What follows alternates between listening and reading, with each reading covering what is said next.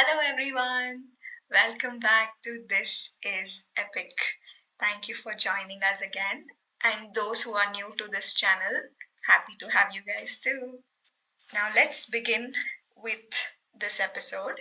A fisherman in Dushyanta's kingdom catches a fish, and when he cuts it open, finds the ring Dushyanta had gifted Shakuntala.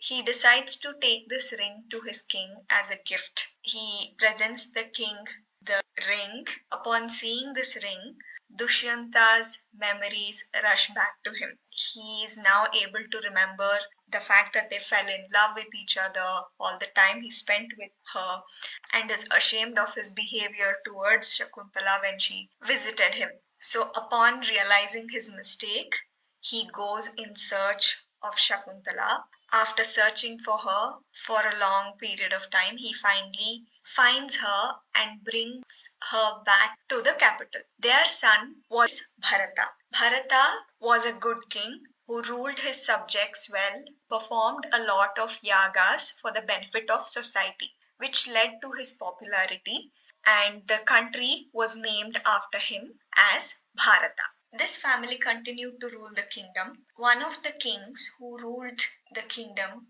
was named Hasti. Hastinapur, that is the capital, was named after him. I am not aware of the name that the capital had before it was renamed as Hastinapur. If any of our listeners know, do let me know in the comment section below.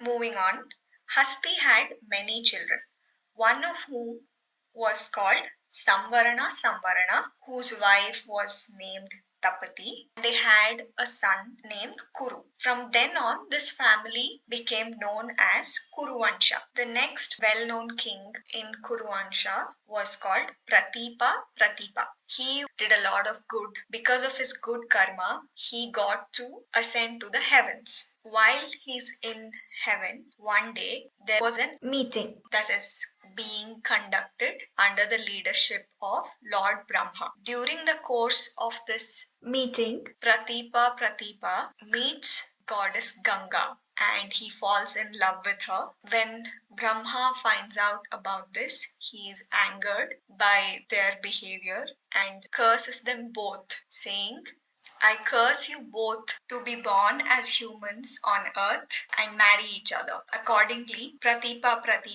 is reborn in the same family as Shantanu, and Ganga is also reborn as a human. They meet and fall in love. Pratipa asks Ganga's hand in marriage. Ganga says that she is willing to marry Shantanu under one condition. The condition is that once they are married, no matter what Ganga does, he may never question her.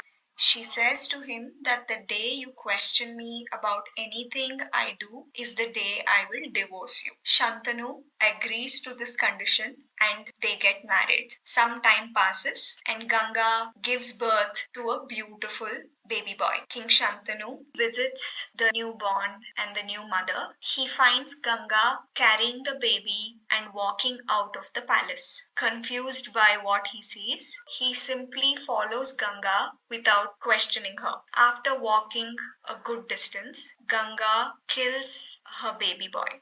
Shantanu is absolutely horrified by what he sees, shocked and completely speechless by his wife's actions. But as he's about to question her of her motives and to question her about her actions, he remembers that he has agreed to Ganga's condition prior to the marriage and he decides to not say anything and quietly walks back to the palace. Some more time passes and Ganga gives birth to another beautiful baby boy and she proceeds to kill the second child as well. Shantanu is unable to understand why a mother would kill her own child so heartlessly, but continues to keep mum about it and not question Ganga in order to keep up to the word that he has given her. But to Shantanu's absolute horror, this continues to go on.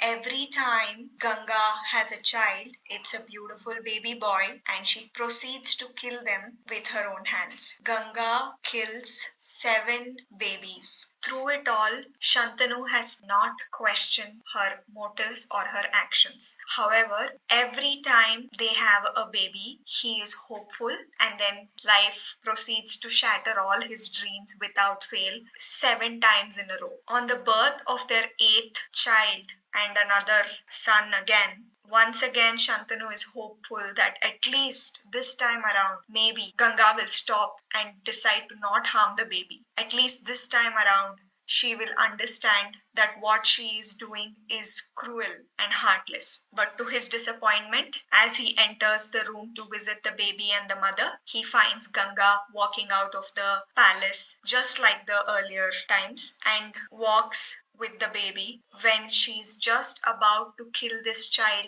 Shantanu decides that he cannot stand by quietly any longer and let this continue. He cannot let an innocent child be killed for no fault of his. So he stops Ganga and questions her about her behavior and demands an explanation. In response, Ganga says, I had only one condition to marry you, and that was that you may never question me. No matter what I do or say or how I behave, you may never question me. And the day you would question me, I would divorce you on that very day. You asked me to spare this child's life, and I have. You may raise your son, but I'm leaving you.